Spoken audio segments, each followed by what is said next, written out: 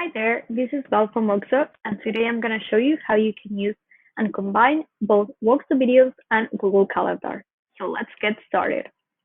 First, I'm going to switch on the Calendar Ideas feature.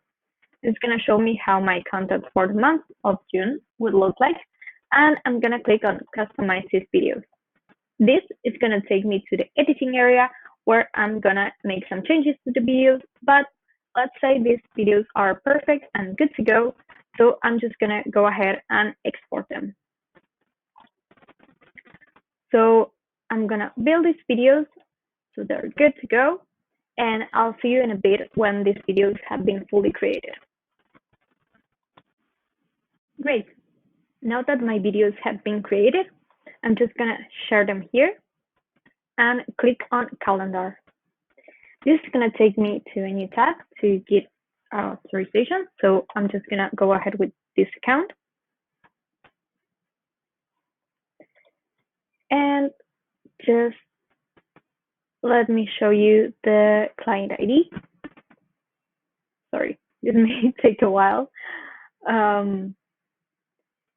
It's just here. So there, client ID. And I'm gonna go to advanced settings. Sorry for the Spanish. I'm gonna go to Woxo Tech.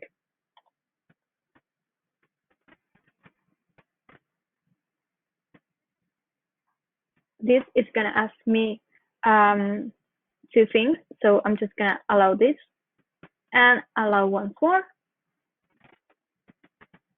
Just one final allow, and we'll be good to go. As you can see, now we'll have to wait in order to sync everything and for the events to be created on my calendar. So I'm just gonna wait a while, and now that everything has been successfully added, I'm just gonna go to my calendar, refresh this page. And as you can see here, all the events have been added under the name, oops, sorry, let me switch here, as Woxo Calendar Ideas. And there you go. Thank you all for being here and have a great day. Bye.